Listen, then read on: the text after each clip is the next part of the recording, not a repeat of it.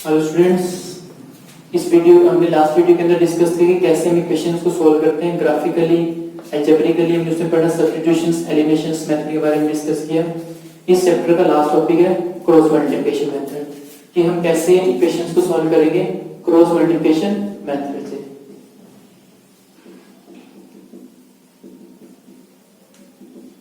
Cross multiplication methods.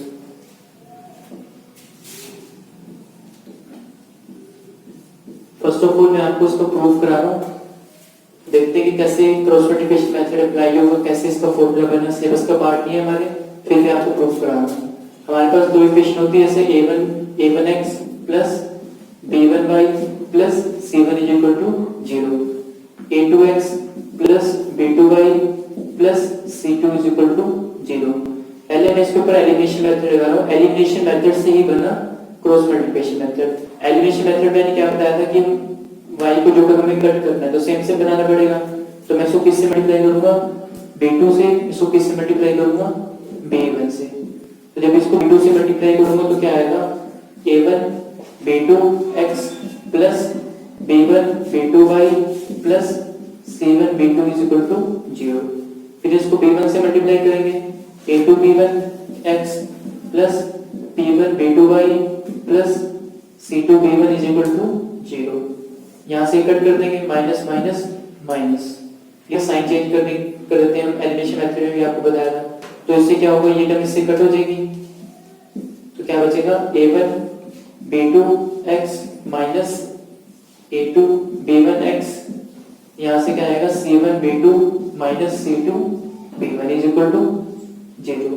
तो यहां से क्या कॉमन आ रहा है, x क्या आ जाएगा, a1 b2 minus a2 b1 is equal to, ये माइनस का टर्म आ जाके प्लस का हो गया और ये प्लस का टर्म आ जाके माइनस का हो गया। तो यहाँ से x की वैल्यू क्या आएगी, वैल्यू क्या आएगी, x is equal to c2 b1 minus c1 b2 और ये टर्म मल्टीप्लाई के वहां जाके डिवाइड हो जाएगी, a1 b2 minus a2 b1। ये x की वैल्यू आ गई। अब इस x की वैल्यू को पुट कर देंगे, y की वैल्यू फाइंड आउट कर लेंगे, किसी मर्जी इक्वेशन के अंदर पुट कर लेंगे। मान लो फर्स्ट इक्वेशन के अंदर पुट करता हूं तो क्या आएगा, a1x। थोड़ा कॉम्प्लिकेटेड हो जाएगा बट हम इसको समझ लेते हैं कैसे क्रॉस मल्टीप्लिकेशन मेथड आया कैसे। एग्जाम के अंदर प्रॉब्लम नहीं होगी, फॉर्मूला भी याद ही रहेगा पर यहाँ पे। तो x की वैल्यू पुट कर देते हैं इसके अंदर फर्स्ट इक्वेशन में। क्या आएगा, a1 और x के प्लेस पे क्या आएगा, c1 b2 minus c2 b1 minus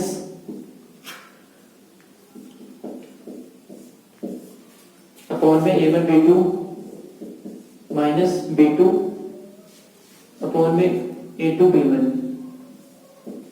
clear. यहाँ पे हमने क्या किया, x की वैल्यू होती है c2 b1 minus c1 b2 upon में a1 b2 minus a2 b1 plus b1y और plus c1 is equal to 0। तो यहाँ से हम क्या करेंगे, y की वैल्यू निकाल लेंगे, देखते हैं कैसे निकालेंगे।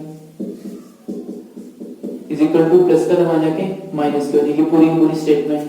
क्या आएगा, a1 c2 b1 minus c1 b2 upon में a1 b2 minus a2 b1। Clear. ये स्टेटमेंट प्लस की दिमाग जाके माइनस की होगी। ऐसे क्वेश्चंस ऑप्शनल एक्सरसाइज के अंदर है, इस वो कंसेप्ट भी हमारा क्लियर हो जाएगा कि हम कैसे क्वेश्चन को सोल्व करें। ऐसा क्वेश्चन है 3.7 के अंदर, मिसलेनियस ऑप्शन एक्सरसाइज के अंदर। तो यहाँ से देखते हैं क्या वैल्यू आएगी, b1y is equal to minus इस a को मल्टीप्लाई कर देंगे तो क्या आएगा, a1 c2 b1 minus a1 c1 b2 upon में a1 b2 minus a2 b1 और ये प्लस का c1 था, वहां जाके क्या हो जाएगा, माइनस का c1। अब यहाँ से इसका एलसीएम ले लेंगे, देखते हैं क्या आएगा LCM. b1y is equal to, इस माइनस को मल्टीप्लाई भी कर देंगे, एलसीएम भी ले लेंगे। क्या आएगा, माइनस a1 c2 b1 और माइनस माइनस क्या हो जाएगा, प्लस। क्या आएगा, a1 c1 b2। यहां से इसका एलसीएम भी ले लिया हमने। क्या आएगा, minus c1 a1 b2 minus a2 b1। Clear. हमने इसका यहां से एलसीएम ले लिया, देखते हैं क्या आएगा।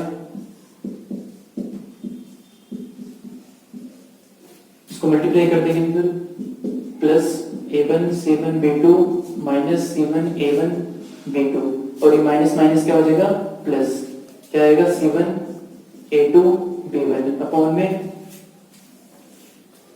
a1 b2 minus a2 b1। अब देखते हैं क्या कट हो रहा है।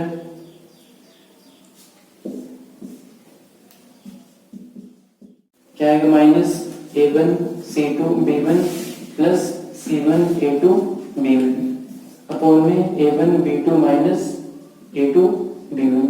अब यहां से क्या कॉमन आ रहा है b1 कॉमन ले लेंगे, क्या आ जाएगा इधर minus a1 c2 plus c1 a2 upon में a1 b2 minus a2 b1।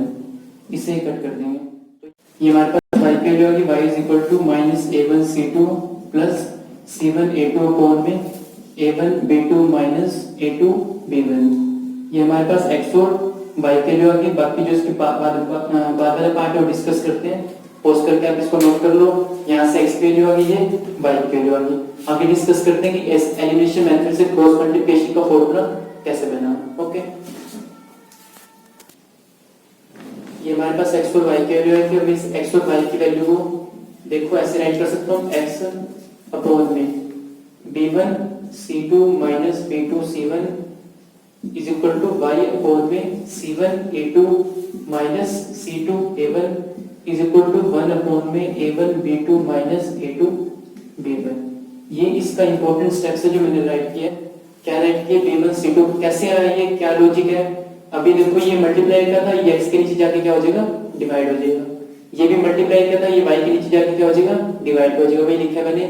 जब ये टर्म x के नीचे जाएगी तो क्या बचेगा 1 अपॉन में a1 b2 minus a2 b1, वो लिखा हुआ है। जब ये टर्म y के नीचे जाएगी तब भी ये बचेगा। एक बार दोबारा से अच्छे से राइट करते हैं। इसको ऐसे लिख सकता हूँ x अपॉन में b1 c2 minus b2 c1 is equal to 1 upon में a1 b2 minus a2 b1। ऐसे मैंने इसको भी राइट किया। क्या आएगा y अपॉन में c1 a2 minus c2 a1 1 upon में a1 b2 minus a2 b1। अब इन दोनों को मैंने कंबाइन करके लिख दिया, ये स्टेप लिख दिया। क्लियर, क्योंकि ये स्टेप एज इट इज ये दोनों के साइड्स इक्वल है तो मैंने इसको इक्वल में रख दिया। तो ये दोनों भी आपस में क्या होंगे इक्वल रहेंगे, क्योंकि देखो दोनों की राइट साइड सेम है तो लेफ्ट साइड भी क्या होगी सेम होगी। दोनों के लेफ्ट साइड को सेम रख दिया और इन दोनों साइड को मैंने इसके इक्वल रख दिया। अब यहाँ से क्रॉस मल्टीप्लिकेशन मेथड बनेगा कि क्या फॉर्मूला है, क्या लॉजिक लगेगा, कैसे फॉर्मूला क्रॉस मल्टीप्लिकेशन का बनेगा।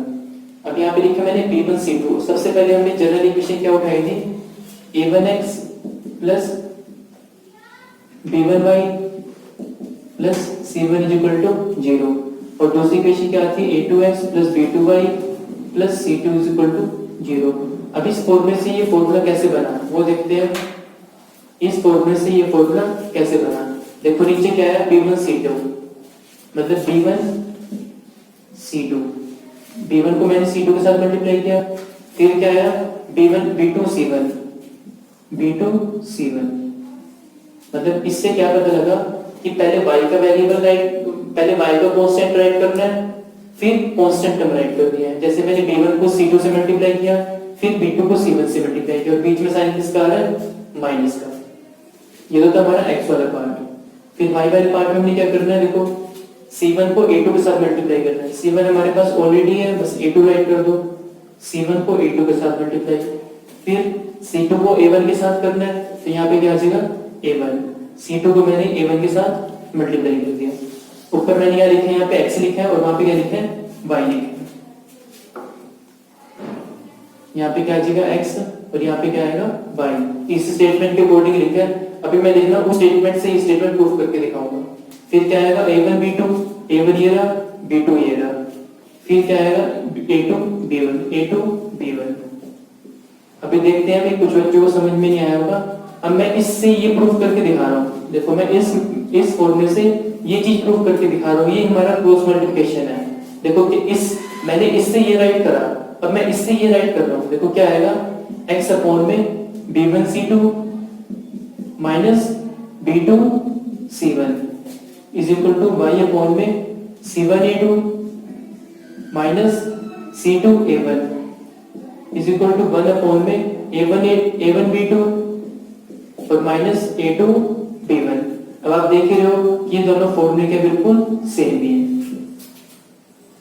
है, ये दोनों फॉर्मूले बिल्कुल क्या सेम है, क्योंकि मैंने इस फॉर्मूले से ये चीज राइट करने की कोशिश करी और जब मैंने इसको चेक किया तो बिल्कुल ये दोनों क्या थी, करेक्ट थी। देखो मैंने क्या लिखा, पहले B1 फिर B1, मैंने B1 को C2 से मल्टीप्लाई किया तो यहाँ पे मैंने C2 साइन लिख दिया और बीच में साइन डाल दिया एरो का। एरो का मीनिंग है कि मल्टीप्लाई हो रहा है।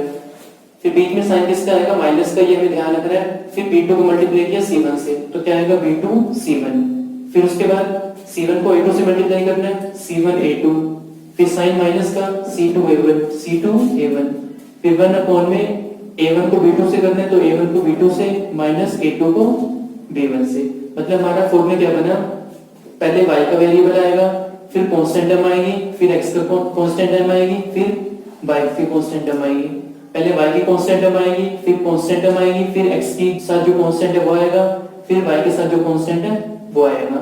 पहले मैंने ये बोला कि y की वैल्यू आएगी, y की वैल्यू आने का मीनिंग है 2 3 1 2। इसको मैं ऐसे नाम दे देंगे 2 3 1 2। 2 क्या है, y का कोएफिशिएंट है, 3 के कांस्टेंट टर्म है, 1 क्या है x का कोएफिशिएंट है और 2 के y का कोएफिशिएंट है।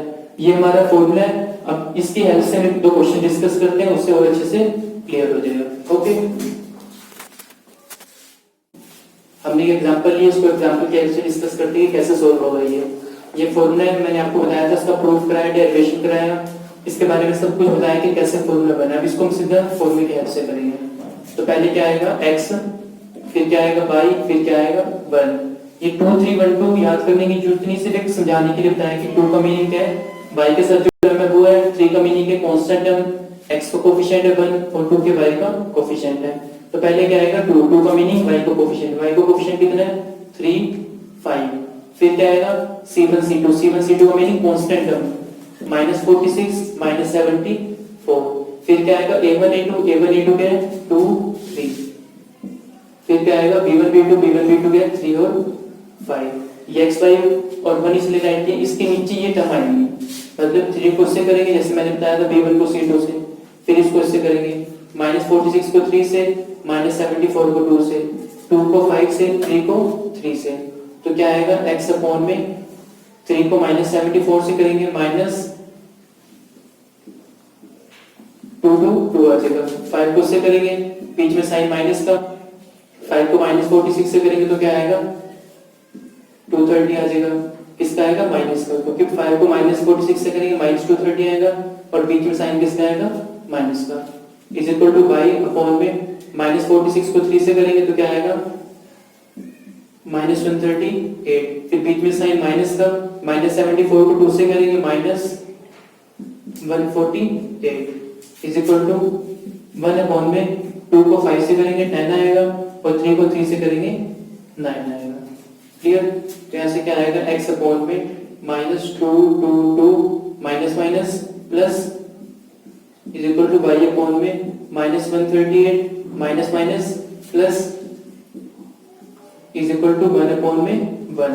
तो क्या आ जाएगा x अपॉन में 8 is equal to y upon में 10 इज इक्वल टू 1 बाय में 1। तो यहाँ से क्या आ जाएगा, अब ये तीनों आपस में इक्वल है तो x बाय 8 को 1 बाय 1 के इक्वल रख देंगे क्योंकि मुझे x की वैल्यू निकालनी है, और y बाय 10 को भी 1 बाय 1 के इक्वल रख देंगे क्योंकि तीनों टर्म्स आपस में इक्वल है।